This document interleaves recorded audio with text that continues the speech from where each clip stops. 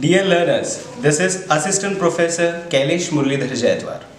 Welcome you all in this lecture, which is for BCCA Sem 1 students for financial accounting. We are in the second unit of our financial accounting syllabus, and we are in the first unit, and in second chapter. Second chapter is mechanics of accounting, and we have various topics in that part.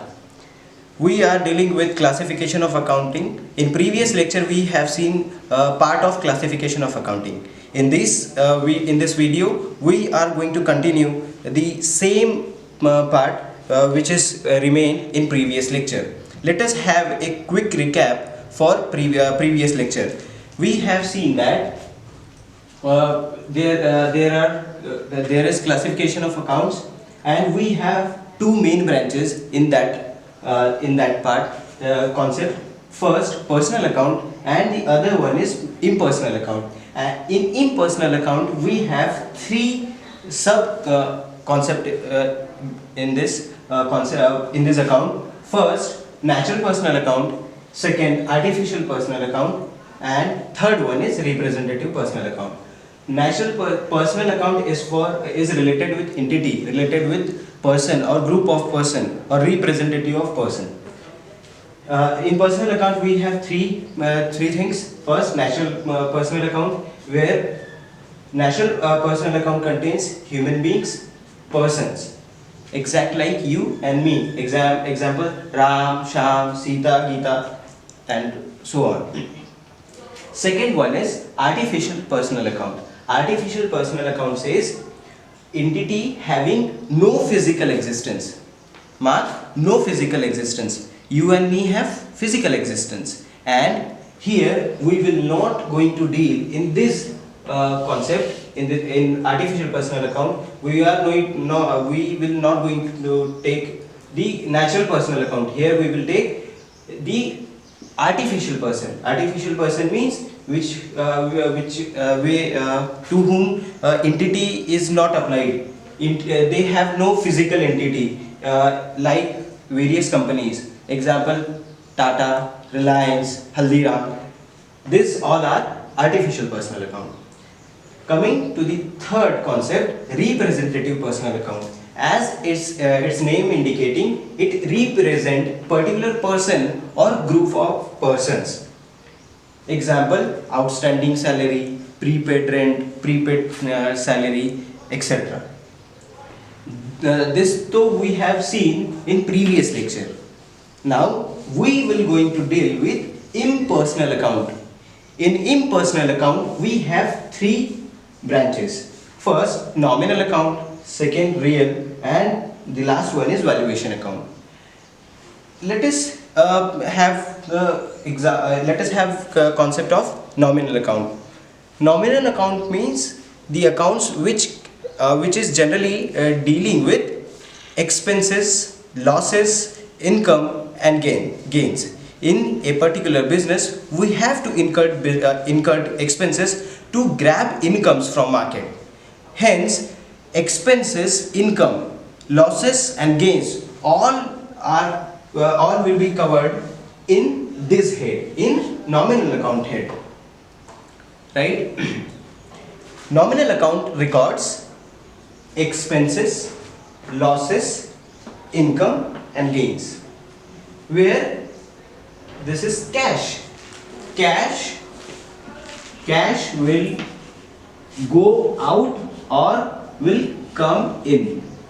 Okay, that means inflow of cash or outflow of cash in terms of expenses and losses, income, and gains. This is all about nominal account. Coming to the part of real account. Real account is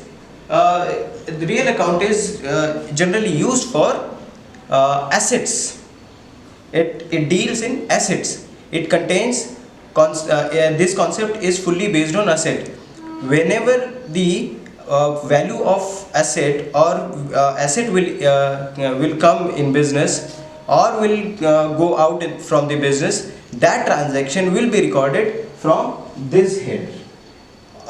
we will going to deal with golden rules of account for all this, where you will see the how real account, nominal account, and all these all account are how that can be managed by various golden rules of accounts.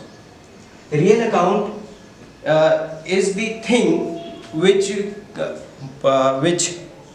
which can be used where things can be valued and converted in money.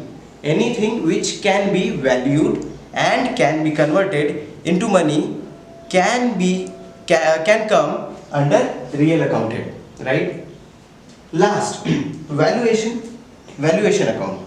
Valuation account is like where it is generally concerned with valuation of assets. Whenever value of asset will increase or will decrease, can be considered in this head. Example of this is provision of doubtful debts, provision for taxes, provision for depreciation. This all will come under valuation of account. Example for real account can be building, cash, machinery, plant, etc. This is all about classification account. Now we will going to discuss what is the double entry accounting system.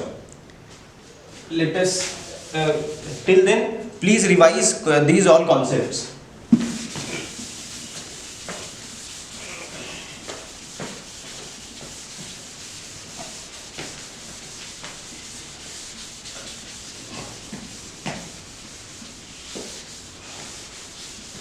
So now we will going to discuss the concept of double accounting system. Double accounting system.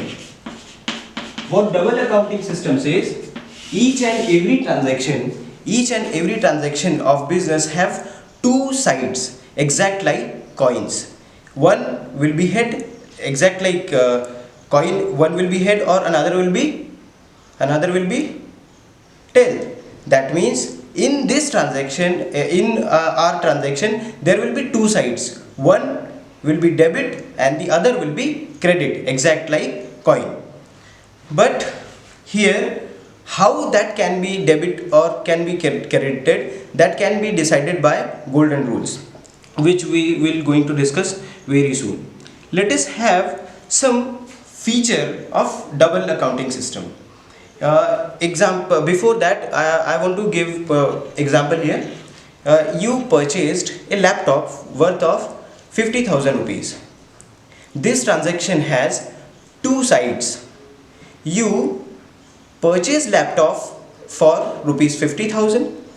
That means you must have given 50,000 to shopkeeper. That means 50,000 you provided to shopkeeper and shopkeeper provided laptop of 50,000. That means this transaction have the two sides. One where asset, that means cash, is going, and the other part, your second, the another one, another asset will be will come. The asset is laptop. Exact like this transaction, in each and every transaction, each and every monetary transaction, we have two sides of accounting. Okay, so a double accounting system tells there will be two sides of accounting, right? And that will be that one is like exchanging something. Transaction means exchanging something. That means in exact like previous example, you have exchanged cash with laptop. You get laptop and given cash to shopkeeper. That means first feature, two side. Second feature of double accounting system means exchange of something. And in this double accounting system, we will be having two weapons. Two weapons means the one will be the debit side and another will be credit side. This will provide you this will provide you a system where you will able to calculate all of your monetary transaction. Third, there will be two weapons. Two weapons. First, debit, and another one is credit. And what can be the advantages of this system? There are various advantages, like you can record your transaction at very easy form. You can record your reports, financial reports, in very easy and maintainable manner, in proper manner. You can complete your account transaction. You can complete all of your accounting records at proper way, where you will going to see the debit and credit effect of all the transaction. Third advantage of this is you can determine result and because of the arithmetical accuracy. Double entry system provides you arithmetical accuracy, and that is how you can make good financial reports. Fourth, it will provide clarity regarding assets and liability. It will provide in previous example we have seen, we have taken one asset and we have given the other asset. That means this will provide the boost. One side it will boost your asset by 50,000, and the other side it will reduce down your 50,000 cash. That means the level of asset will be remains same. This type of arithmetical accuracy can be provided by double accounting system. And it is you can detect here and prevent the errors. If you have recorded only one side, let's say you have recorded only purchase of purchase of laptop, and you haven't recorded outflow of cash that you have provided to a shopkeeper, then what will come under the accounting records? That you have 50,000, you have asset of rupees 50,000, but on the other hand you have not credited cash. That means you cash will be over manipulated by 50,000 if you will not record cash.